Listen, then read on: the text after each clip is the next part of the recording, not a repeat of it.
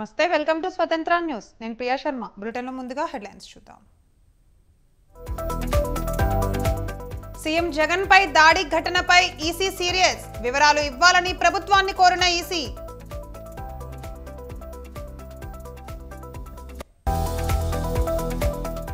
జగన్ పై హత్యాయత్నం అంతా డ్రామా ప్రజలందరూ ఈ దాడిని నాటకంగానే భావిస్తున్నారన్న ఎంపీ రఘురాం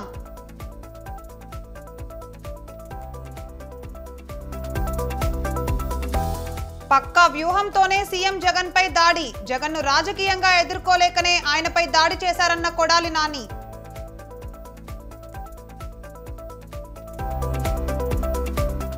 అంబేద్కర్ స్ఫూర్తితోనే తెలంగాణ సాధ్యమైంది తెలంగాణ భవన్లో జయంతి వేడుకల్లో పాల్గొన్న కేటీఆర్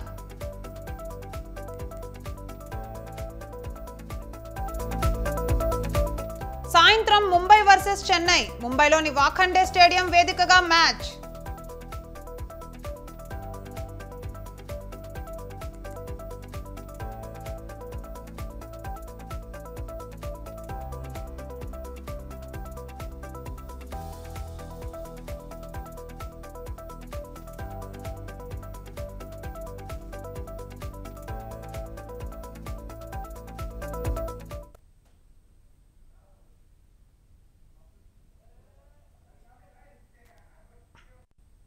సీఎం జగన్ పై దాడి ఘటనలో పోలీసులు దర్యాప్తును ముమ్మరం చేశారు స్కూల్ బిల్డింగ్ పైనుంచే జగన్ పై దాడి జరిగిందని ప్రాథమికంగా అంచనా వేస్తున్నారు ఘటనా ప్రాంతం సమీపంలోని సీసీ కెమెరాల ఫుటేజీలపై పోలీసులు ఆరా తీస్తున్నారు స్కూల్ భవనంలో అడుగడుగునా సీసీ కెమెరాలు ఉండగా స్కూల్ బిల్డింగ్ ను సిపి కాంతి రాణా పరిశీలించారు ఘటనా స్థలాన్ని క్లూస్ టీం క్షుణ్ణంగా పరిశీలిస్తున్నారు ఘటనా స్థలంలో సీసీ ఫుటేజ్ ను కూడా పరిశీలిస్తున్నారు పలువురు అనుమానితులను పోలీసులు విచారిస్తున్నారు వివేకానంద స్కూల్ కు గంగానమ్మ గుడికి మధ్యలోని చెట్ల దగ్గర నుండి దాడి జరిపినట్టు ప్రాథమికంగా నిర్ధారణకు వచ్చారు సీఎం జగన్ పై పక్కా స్కెచ్ వేసుకొని దాడికి పాల్పడినట్లు తెలుస్తోంది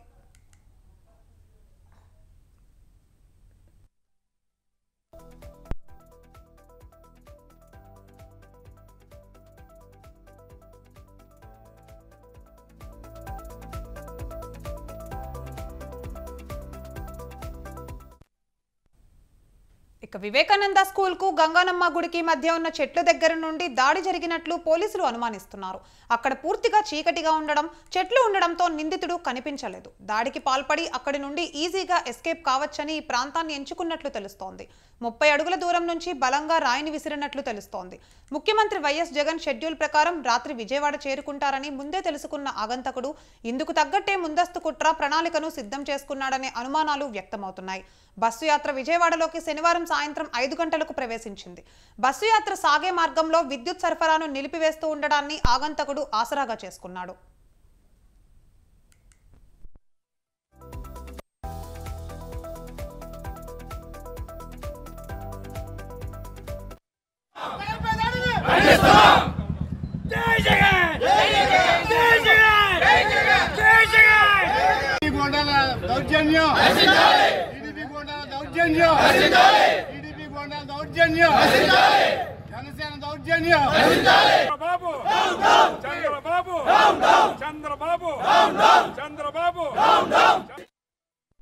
జగన్ పై దాడి ఘటనపై విచారణ చేపట్టిన పోలీసులు సీఎం జగన్ వెలంపల్లి ఇద్దరికి తగిన రాయి ఒకటేనా లేక వేర్వేరా అనే విషయంపై అధికారులు లోతుగా దర్యాప్తు చేస్తున్నారు ఇప్పటికే విచారణ కోసం ప్రత్యేక బృందాలను ఏర్పాటు చేశారు జగన్ పై దాడి కేసును డీజీపీ రాజేంద్రనాథ్ రెడ్డి నిరంతరం పర్యవేక్షిస్తున్నారు ఈ ఘటనపై ఈసీపీకి సిపి కాంతి రాణా నేడు నివేదిక ఇవ్వనున్నారు ఏ సమయంలో ఎక్కడ ఎలా జగన్ పై దాడి జరిగిందని సవివరంగా నివేదిక ఇవ్వనున్నారు దాడికి పాల్పడిన వారి ఆచూకీ ఇప్పటి వరకు గుర్తించలేదని సమాచారం సీఎం జగన్ పై దాడి చేసిన ప్రాంతంలో పోలీసులు డ్రోన్ విజువల్స్ తీయిస్తున్నారు ఏరియల్ వ్యూ ద్వారా దాడి ప్రాంతాన్ని ఐడెంటిఫై చేసే ప్రయత్నం చేస్తున్నారు అన్ని కోణాల్లో విశ్లేషిస్తున్నారు పోలీసుల విజువల్ అనాలిసిస్ మీద ఫోకస్ పెట్టారు ఈ విచారణలో పోలీసులకు ఇబ్బందులు ఏర్పడ్డాయని తెలుస్తోంది బస్సు యాత్ర రూట్లో సీసీటీవీ ఫుటేజ్ సేకరణ సవాలుగా మారినట్లు పోలీసులు చెబుతున్నారు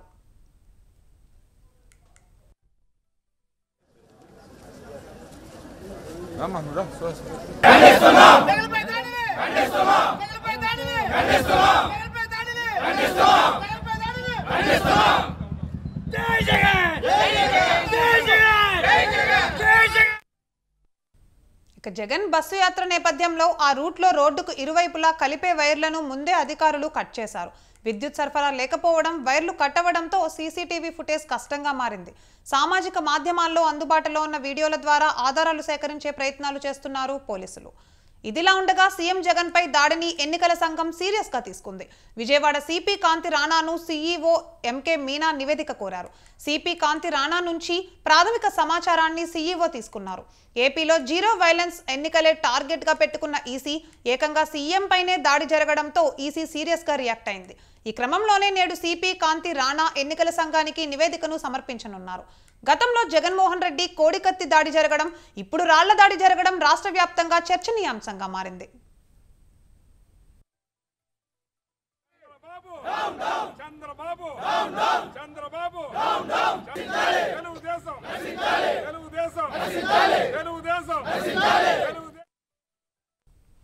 ఇక ప్రతిపక్ష నేతగా ఉన్న సమయంలో 2018 అక్టోబర్ 25న వైఎస్ జగన్ మీద విశాఖపట్నం ఎయిర్పోర్టులో కోడికత్తితో దాడి చేశారు. ఆ దాడిలో జగన్ ఎడమ భుజానికి గాయమైంది. ఆ రోజుకు జగన్ చేస్తున్న పాదయాత్ర 294వ రోజుకు చేరుకుంది. విజయనగరంలో పాదయాత్ర ముగించుకొని హైదరాబాద్ వెళ్లేందుకు విశాఖపట్నం ఎయిర్పోర్టుకు జగన్ చేరుకున్నారు. ఈ సమయంలో ఆ విమానాశ్రయం క్యాంటీన్లో పనిచేస్తున్న జనిపల్ల శ్రీనివాసరావు సెల్ఫీ తీసుకుంటానని వైఎస్ జగన్ వద్దకు వచ్చారు. అతను వస్తూనే జగన్ పై కత్తితో దాడి చేశారు. భుజం గాయంతో జగన్ అలాగే హైదరాబాద్ వెళ్లారు. హైదరాబాద్లోనే తన గాయానికి చికిత్స చేయించుకున్నారు. ఆ తరువాత విశాఖపట్నం ఎయిర్పోర్ట్ పోలీస్ స్టేషన్లో జనుపల్లి శ్రీనివాసరావుపై కేసు నమోదైంది. సంఘటన స్థలంలోనే శ్రీనివాసరావును అదుపులోకి తీసుకున్నారు. అతని వద్ద నుంచి పోలీసులు కత్తిని స్వాధీనం చేసుకున్నారు. ఆ కత్తి కోడి పందాలలో వాడే కత్తిగా పోలీసులు నిర్ధారించారు. ఆ తర్వాత ఈ కేసు ప్రస్తావనకు వచ్చినప్పుడల్లా కోడికత్తి అనే పదం వాడడంతో ఈ కేసు కోడికత్తి కేసుగా, ఈ కేసులో ముద్దాయిగా ఉన్న జనుమల్ల శ్రీనివాసరావు కోడికత్తి శ్రీనుగా ప్రాచుర్యం పొందారు. 2019 జనవరి 1న ఈ కేసును ఎయిర్పోర్ట్ అథారిటీ సిఫార్సుతో ఎన్ఐఏకి బదిలీ చేశారు. ఈ కేసులో అదే ఏడాది మే 28న నిందితుడికి బెయిల్ లభించింది. ఇప్పటికీ ఈ కేసు నడుస్తూనే ఉంది.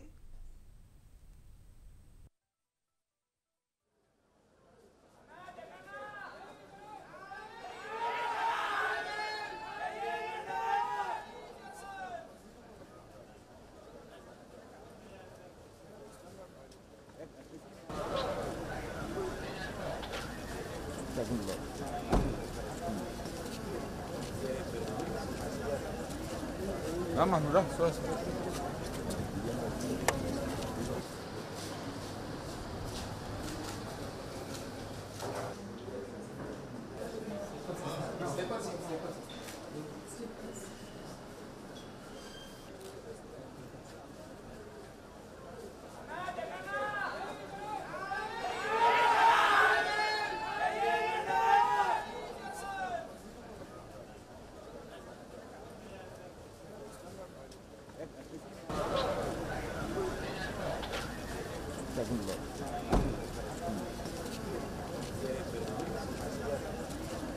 Vamos, no, suave.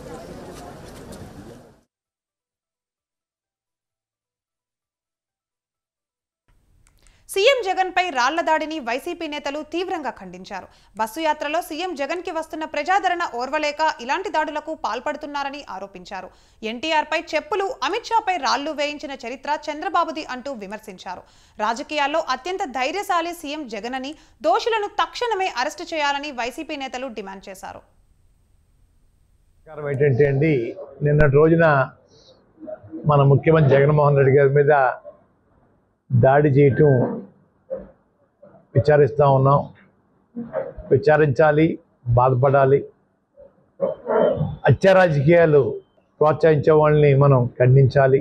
కేవలం అధికారం కోసం పార్టీ అధినేతని తుదముట్టించాలనే ఆలోచన చేయడం కూడా ప్రతిపక్షాలు మంచిది కాదు. వాళ్ళకి ఇదే సాంప్రదాయమా మీ గతంలో పాలనలో అడుగుతూ ఉన్నాను. ఇది మంచా? ఆలోచన చేయండి అయ్యా. ఏంటి హత్యా రాజకీయాలు, హత్యా ప్రయత్నాలు ఎంతవరకు న్యాయం అండి? మనం ఎక్కడికి వెళ్తున్నాం? జగన్మోహన్ రెడ్డి గారి మీద జరిగినటువంటి హత్యా ప్రయత్నం ఒక పథకం ప్రకారం కుట్రపూరితంగా చంద్రబాబు నాయుడు చేయించినటువంటి హత్యా ప్రయత్నం అనేటటువంటిది ఘంటాపదంగా చెప్పవచ్చు. 2 గంటలకి పైగా జన ప్రవాహంతో పోటెత్తింది విజయవాడ. అంతకు ముందే పిలిపించాడు ఈ చంద్రబాబు. అమరావతిని వ్యతిరేకించిన ఎవరైనా సరే ఇక్కడ అడుగు పెట్టడానికి వీల్లేదు అని స్టేట్మెంట్ ఇచ్చినటువంటి గనుడు ఇక మనకి పుట్టగతులు ఉండవు అని గుండెల్లో రైళ్లు పరిగెత్తాయి తెలుగుదేశం పార్టీ వారికి. అప్పటికప్పుడు ప్లాన్ చేసి జగన్మోహన్ రెడ్డి గారిని టార్గెట్ చేసుకుని అది రాయో లేకపోతే ఇంకేదైనా ఈసిరారో కూడా కనబడకుండా వచ్చింది. అదే మామూలుగా తగిలి ఉంటే కణితికి తగిలి ఉండేది. పైగా నాటకం. మీరేమో పెద్ద మనిషిలాగా మాట్లాడతారా? మీ పార్టీ అధ్యక్షుడు అచ్చెన్నాయుడేమో నిమిషాల వ్యవధిలోనే ఇది స్క్రిప్ట్ డ్రామా అనేటటువంటి విధంగా మీరు మాట్లాడతారా? అదేదో ఆకతాయి పనిలాగా, అదేదో చాలా సింపుల్ విషయం లాగా, అదేదో వెటకారం చేసేటటువంటి విషయం లాగా ఇంత బాధ్యతారహితంగా మాట్లాడుతున్నారంటే అసలు మీరు రాజకీయ నాయకులేనా? అసలు మీరు మనుషులుగా ఉండడానికి అర్హులేనా అనేటటువంటి ఒకసారి ఆలోచించండి. మొదటి నుంచి మనం గమనిస్తూ ఉన్నాం. చంద్రబాబు నాయుడు కానీ, లోకేష్ కానీ, పవన్ కళ్యాణ్ కానీ, ఈ మధ్య పురంధేశ్వరి కానీ, వీళ్ళు నలుగురు కూడా చాలా ఘాటుగా విమర్శించడం, అసభ్య పదాలు వాడడం, నైరాస్యంతో మాట్లాడినట్లే కనపడుతుంది. లోకేష్ ట్విట్టర్ చూసిన తర్వాత ఇది తెలుగుదేశం పార్టీ కుట్రే అనిపిస్తుంది. రాయి వేస్తే ఎక్కడ తగులుతుంది ఎవరికి తెలియదు. మనం ఎందుకు కొట్టించుకుంటాం? కన్ను దగ్గర అందులో ఎందుకు కొట్టించుకుంటాం? లోకేష్ చెప్పిన మాట ఆయనకే వర్తిస్తే ఆ స్కూల్ దగ్గర నుంచేనే వెహికల్ మీద నిల్చుకొని రాయితో కొట్టించుకుంటే అది ఎక్కడ పడుతుందో తెలుస్తుంది.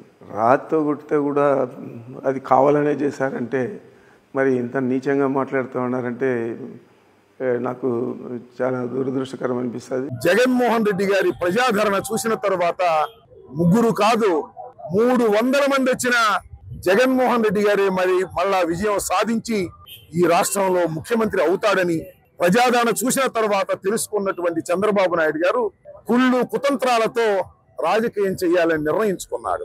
విజయవాడ నడిబొడ్డుకు వెళ్ళిన తర్వాత విజయవాడ తెలుగుదేశం గడ్డ అనుకున్నాడేమో, అక్కడ చంద్రబాబు నాయుడు గారు దౌర్జన్యాలు చేసే ప్రయత్నం చేస్తున్నాడు.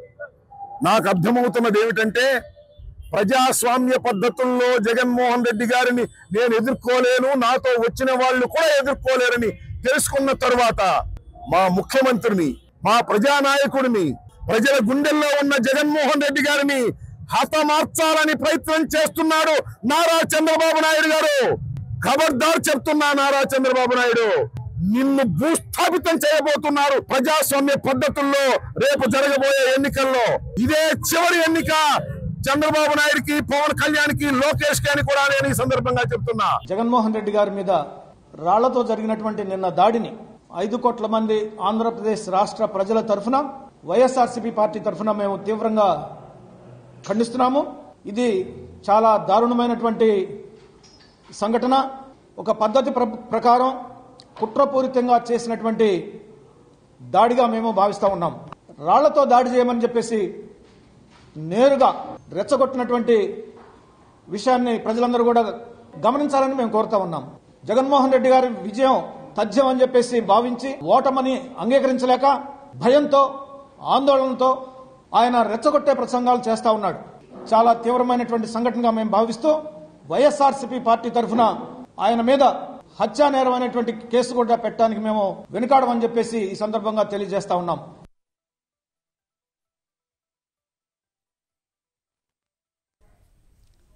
సిద్ధం జగన్ కు ప్రజలు బ్రహ్మరథం పడుతున్నారని, జనాదరణ చూసి ఓర్వలేకనే టీడీపీ మూకలు దాడికి పాల్పడ్డారని మండిపడ్డారు ఏపీ డిప్యూటీ సీఎం అంజాద్ బాషా.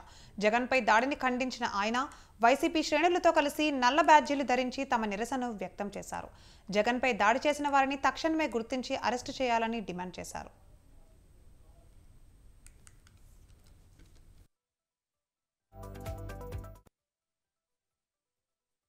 వైఎస్ జగన్మోహన్ రెడ్డి గారి మీద మరి రాళ్లతో దాడి చేసిన సందర్భంగా మరి ఇవాళ కడప నగరంలో వైఎస్ఆర్ కాంగ్రెస్ పార్టీ నాయకులు, మరి జగనన్న అభిమానులు, వైఎస్ కుటుంబ అభిమానులందరూ కూడా ఈరోజు నిరసన తెలపడం జరుగుతుంది. మరి ఈ దుశ్చర్యను మేమందరూ కూడా పూర్తిగా ఖండిస్తున్నాం. ఎందుకంటే ఈరోజు మన ప్రియతమ ముఖ్యమంత్రి గారు మరి ప్రజల మన్ననలు పొంది మరి ప్రజలందరూ కూడా ఆయనకు బ్రహ్మరథం పడుతూ ఉంటే మరి ఈరోజు అవన్నీ కూడా ఓర్వలేక మరి ఈరోజు ప్రతిపక్షాలు, మరీ ముఖ్యంగా చంద్రబాబు నాయుడు మరి పూర్తిగా ఆయన హస్తం ఉందని చెప్పి మేమైతే భావిస్తున్నాము. మరి ఇవాళనే మేము మరి పోలీస్ అధికారులకు మేము ఒకటే విజ్ఞప్తి చేస్తున్నాను, మరి ఖచ్చితంగా ఎవరైతే ఈ దుశ్చర్యకు పాల్పడ్డారో మరి వాళ్ళను మరి ఖచ్చితంగా వెలికి తీయాల్సిన అవసరం ఉంది. ఎంతటి వారైనా కూడా ఖచ్చితంగా వాళ్ళ మీద కఠినమైన చర్యలు తీసుకోవాల్సిన అవసరం ఉంది. ఒక ముఖ్యమంత్రి స్థాయి వ్యక్తి పైన ఈరోజు రాళ్లతో దాడి చేయడం అనేది ఇది గతంలో ఎప్పుడు జరగలేదు మన రాష్ట్రంలో. మరి ఈరోజు ప్రజల మన్ననలు పొందుతూ ఈరోజు బస్ యాత్ర దిగ్విజయంగా కొనసాగుతుందని మరి ఈరోజు అక్కసుతో మరి కుట్రలో భాగంగానే మరి ఈరోజు ప్రతిపక్షాలన్నీ కూడా ఏకమై మరి ఈరోజు జగన్మోహన్ రెడ్డి గారి మీద మరి ఈ రకమైన దాడులకు దిగడం అనేది ఎంతవరకు సమంజసమో ఈ రాష్ట్ర ప్రజలందరూ కూడా గమనించాల్సిన అవసరం ఉంది. జగన్ పై జరిగిన రాయి దాడికి నిరసనగా రాష్ట్ర వ్యాప్తంగా వైసీపీ నేతలు నిరసనలకు దిగారు. ఈ క్రమంలో నగరి నియోజకవర్గంలోని పుత్తూరులో అంబేద్కర్ విగ్రహం వద్ద మంత్రి ఆర్కే రోజా నిరసనకు దిగారు. జగన్ పై దాడికి పాల్పడిన వారిని వెంటనే అరెస్ట్ చేయాలని డిమాండ్ చేస్తూ నినాదాలు చేశారు. జగన్ చేస్తున్న మేమంతా సిద్ధం బస్సు యాత్రకు వస్తున్న ఆదరణను చూసి ఓర్వలేకనే ఈ ఘటనకు పాల్పడ్డారని ఆరోపించారు. చంద్రబాబు, లోకేష్, పవన్ కళ్యాణ్ తమ ప్రసంగాల ద్వారా తప్పుదారి పట్టిన యువతను రెచ్చగొడుతున్నారని రోజా ఆరోపించారు.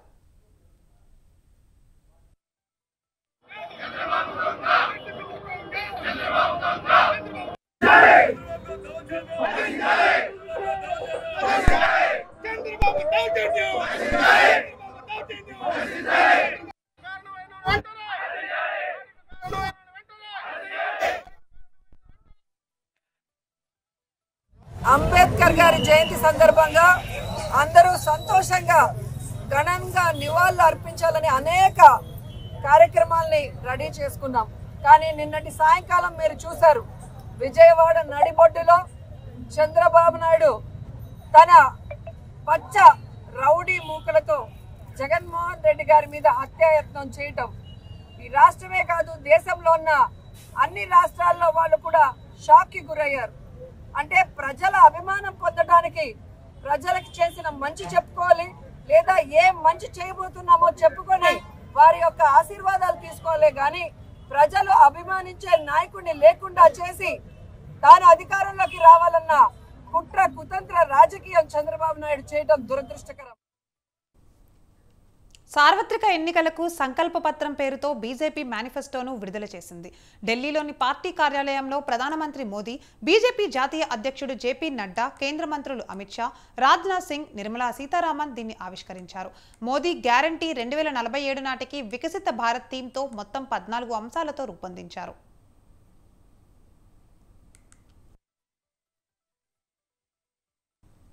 ఇక రాజ్నాథ్ సింగ్ నేతృత్వంలోని 27 మంది సభ్యుల కమిటీ సంకల్ప పత్రాన్ని రూపొందించింది. మేనిఫెస్టోలో 14 అంశాలను చేర్చారు. అందులో విశ్వబంధు, సురక్షిత భారత్, సమృద్ధ Bharat, ease of living, global manufacturing hub, ప్రపంచ స్థాయి మౌలిక వసతులు, సాంస్కృతిక వికాసం, సుపరిపాలన, స్వస్థ భారత్, అత్యుత్తమ శిక్షణ, క్రీడా వికాసం, సంతులిత అభివృద్ధి, సాంకేతిక వికాసం, సుస్థిర భారత్ ఉన్నాయి.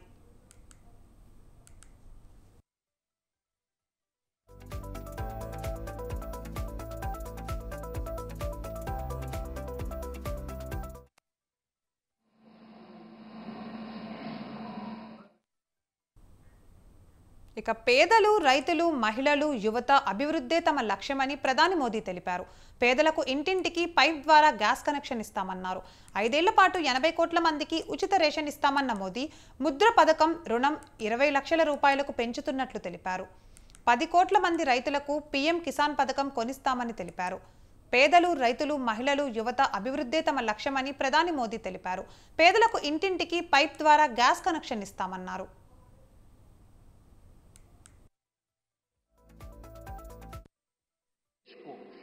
भाजपा के संकल्प पत्र का बहुत इंतजार रहता है और इसका एक बड़ा कारण है 10 वर्षों में भाजपा ने अपने संकल्प पत्र के हर बिंदु को गारंटी के रूप में जमीन पर उतारा है।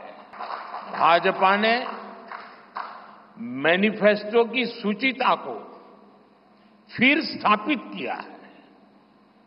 ये संकल्प पत्र विकसित भारत के 4 मजबूत स्तंभ युवा शक्ति, नारी शक्ति, गरीब, किसान, इन सभी को सशक्त करता है।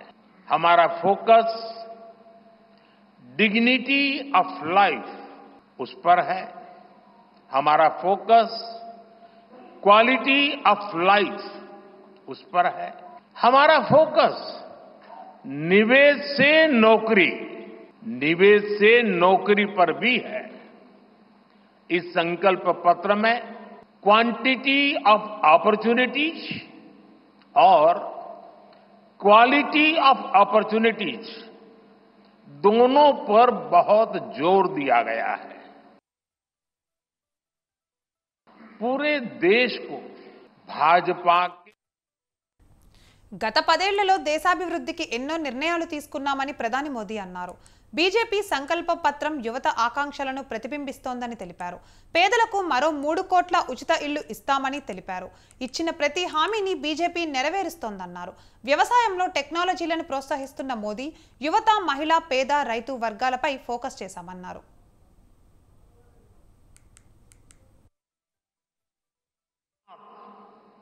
सस्ती दवाएं मिलती रहेगी, इतना ही नहीं, इन दवाइयों के जन औषधि के केंद्रों का हम विस्तार भी करेंगे। मोदी की गारंटी है कि आयुष्मान भारत के तहत 5 लाख रुपए तक का मुफ्त इलाज मिलता रहेगा। अब भाजपा ने संकल्प लिया है कि 70 वर्ष की आयु से ऊपर के हर बुजुर्ग को आयुष्मान योजना के दायरे में लाया जाएगा। अब जो अतिरिक्त जानकारियां राज्य सरकारों से मिल रही हैं, क्योंकि परिवारों के विस्तार होते हैं, एक घर से 2 घर बन जाते हैं और खुद नया घर बनाने की शक्यता, संभावना नहीं होती है, तो उन परिवारों की भी चिंता करते हुए हम 3 करोड़ और घर बनाने का संकल्प लेकर के आगे बढ़ेंगे। अभी तक हमने सस्ते सिलेंडर घर घर पहुंचाए हैं। अब हम पाइप से सस्ती रसोई गैस घर घर पहुंचाने के लिए तेजी से काम करेंगे। मोदी की गारंटी